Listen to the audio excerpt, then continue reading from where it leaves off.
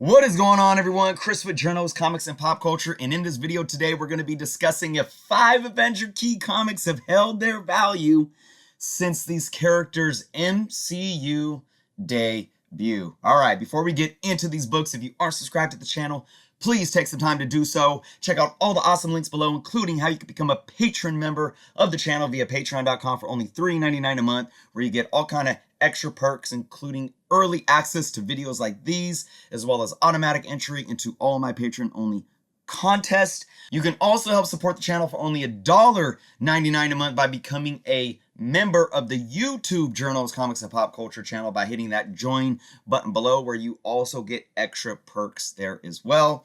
Also, exclusive Journals Comics merch link is below, and of course, check out the link to our comic book canon YouTube if you aren't subscribed there yet. We have our live shows every Friday night. And yes, before we talk about these books, I gotta let it be known it is A1 Wednesday, and as always on A1 Wednesday, I gotta give a big shout out to my shop, A1 Comics. Folks, we have about a week left of March, so you can still take advantage of this awesome sale. All modern bag issues 30% off if they have a cover price of $1 or more. And of course, if you let them know that I sent you, you're going to get that extra 5% off. Now, keep in mind, this is only at the Sacramento location.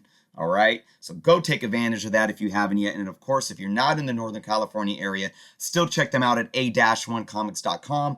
And go follow them on Instagram at A1 Comics, where they have their live sales every Wednesday and Friday, 5 p.m. Pacific, 8 p.m. Eastern. That's going down tonight, guys, so go check it out. Watch this video and then head over there. Last but not least, A1 Comics is also always buying comics, Pokemon, Magic, trade paperbacks, pulps, toys, statues, original art, and more. As you can see, if you have anything that you're wanting to sell, you can contact Landvin or Christian. Their email and phone number is right there on screen. Now, let's get into these 5 books. I am extremely excited to talk about 5 books and how they've been doing since these MCU films have dropped. So let's start out with the first book on the list being Avengers number 57. This is the first appearance of the Vision. First appearance of Vision, guys.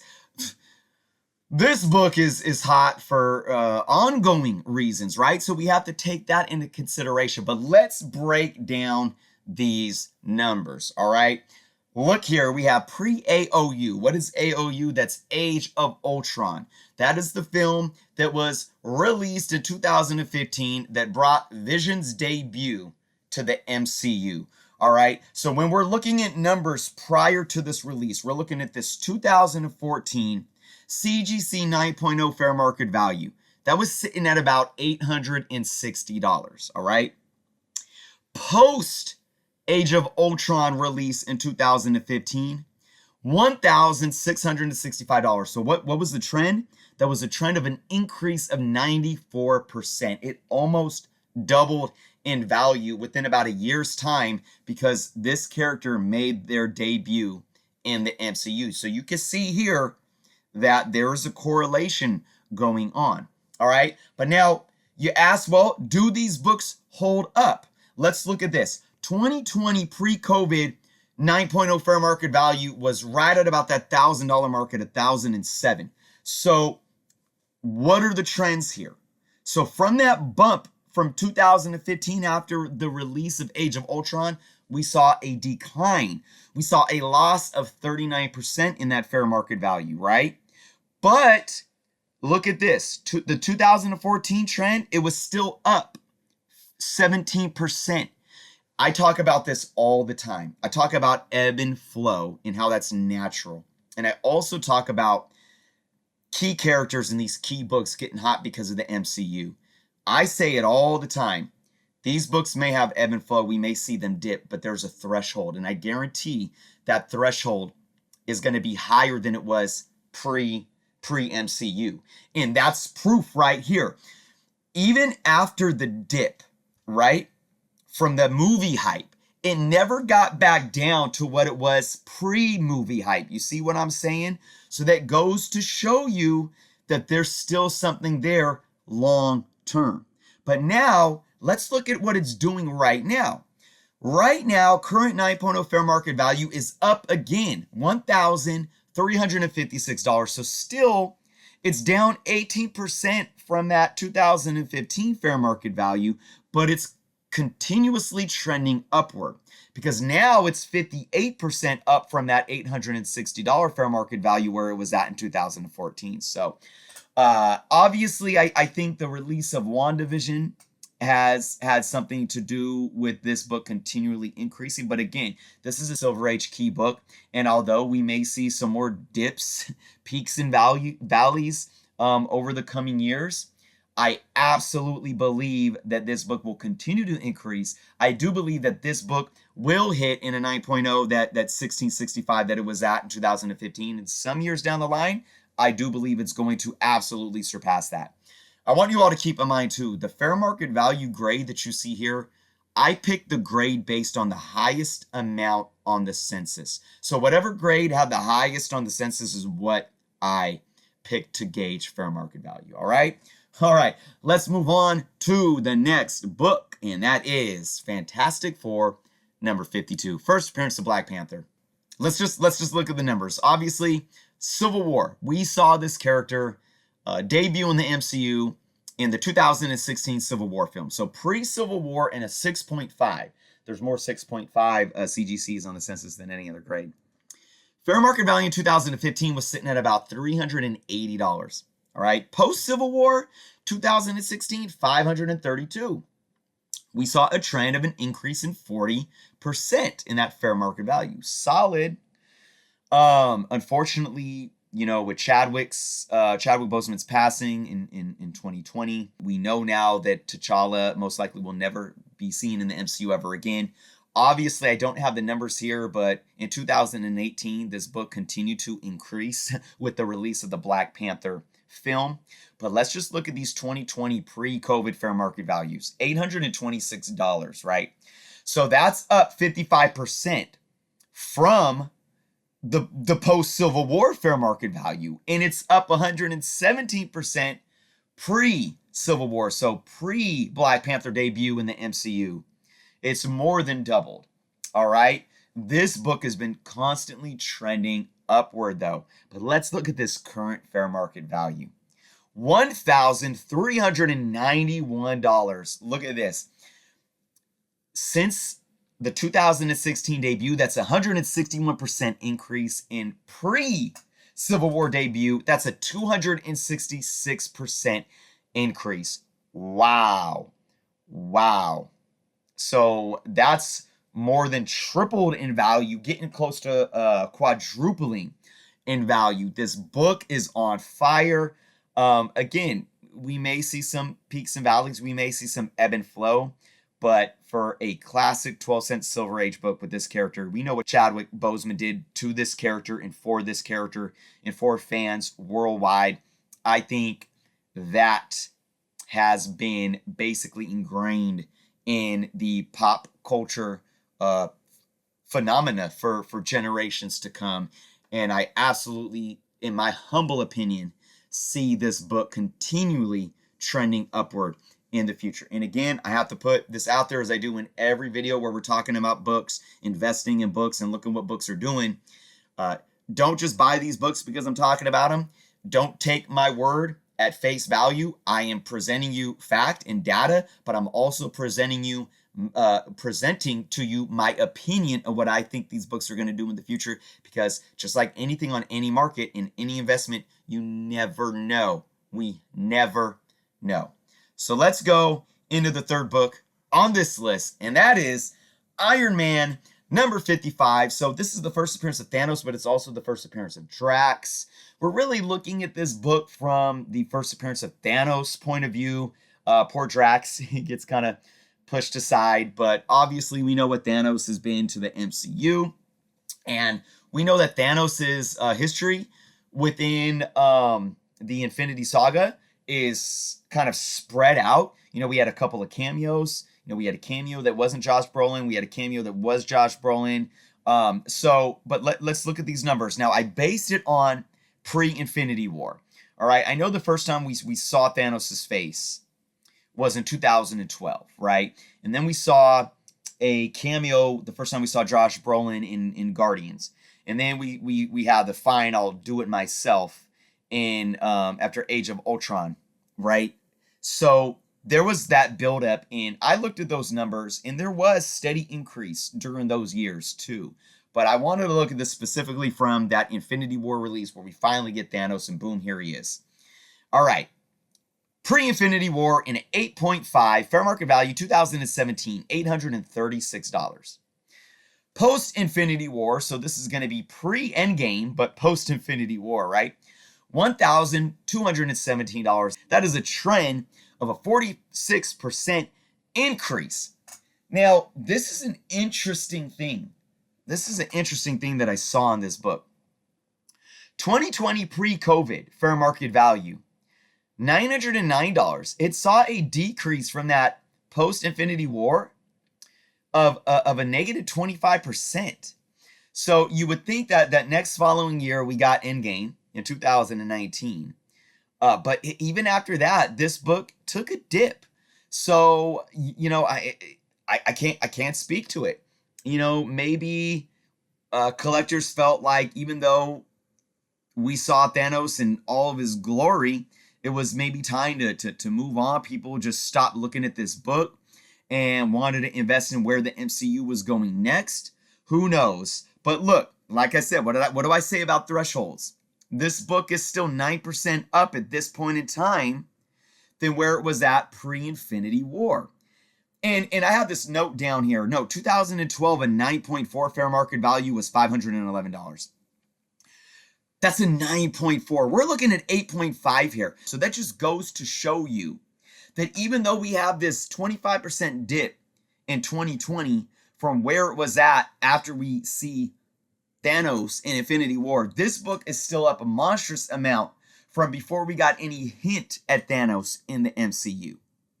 All right, let's look at the current 8.5 fair market value, though. It's sitting at $1,072. So again, it's trending upwards still. Now it's only down 12% from that post-Infinity War, and it's trending upward of 28% from 2017 pre-Infinity War. So again, this book, a 20-cent key book with amazing first appearances. This book, in my humble opinion, is going to continue to trend upward, and sooner than later, we are going to see it back at that 2018 fair market value. And then, you know, 5+ years from now, I absolutely believe it's going to continue to soar past that. All right, next book on the list is, this is a hot one right now, Captain America #6, the first appearance of Winter Soldier. All right, so we have Falcon and Winter Soldier right now, and we know that this book is hot because of that. But we're still going to look at fair market value from as far back as I could see, because the interesting thing about this book, when this character made his first appearance in the MCU in 2014, I couldn't find any sales data of this book graded.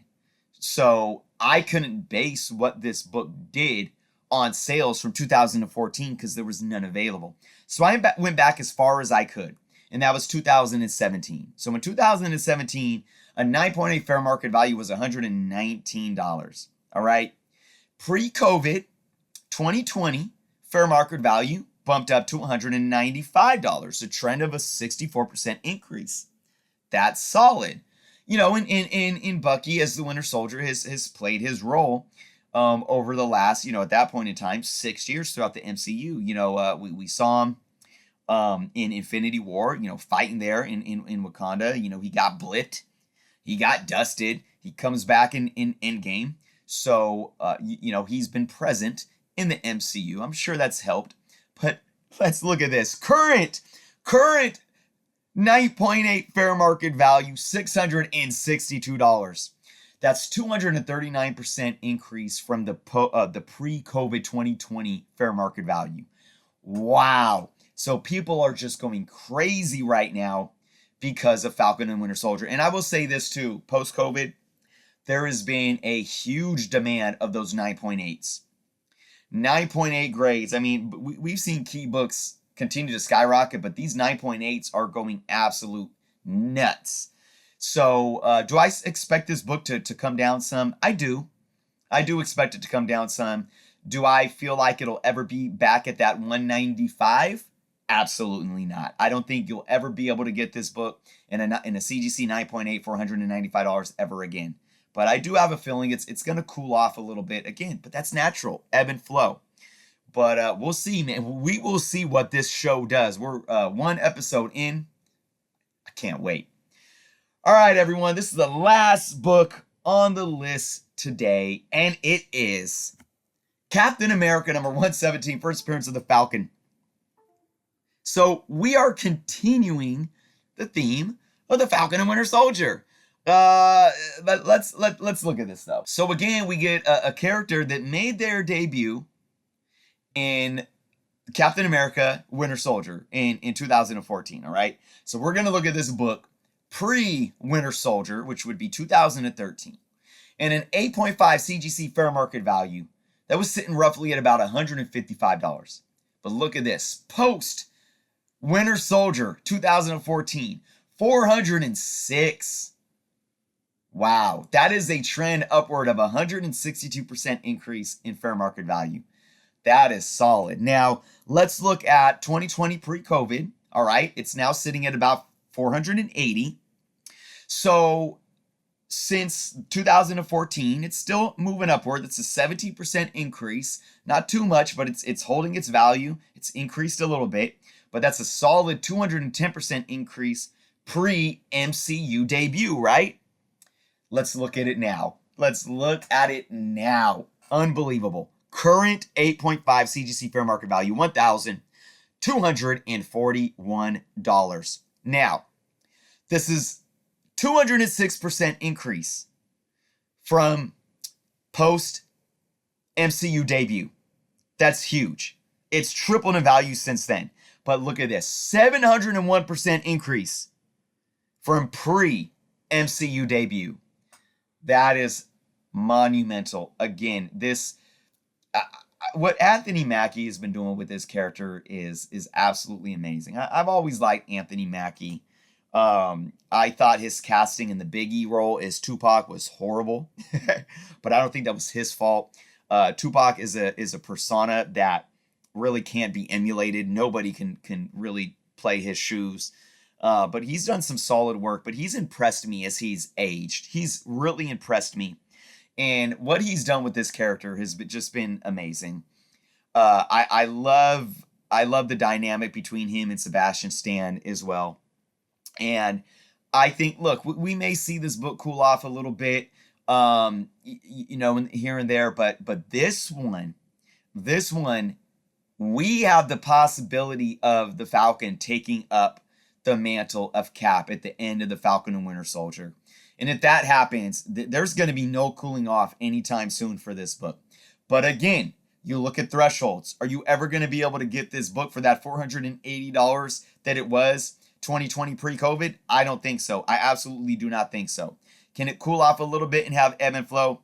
Absolutely. That's what happens in normal, healthy markets. But I'm telling you, this book is going to be one for the ages. We're going to be sitting here 10 years from now looking at this book, and I think it's just going to be one of those where we're going to look back at these numbers and be like, yep, it kept on rolling. But again, that's just my humble opinion. But there it is. Now, I mean, let me know your thoughts, because we could clearly see 5 books here, and we can, again, I say clearly, but we can really gravitate to the fact that the MCU absolutely brings attention to these books.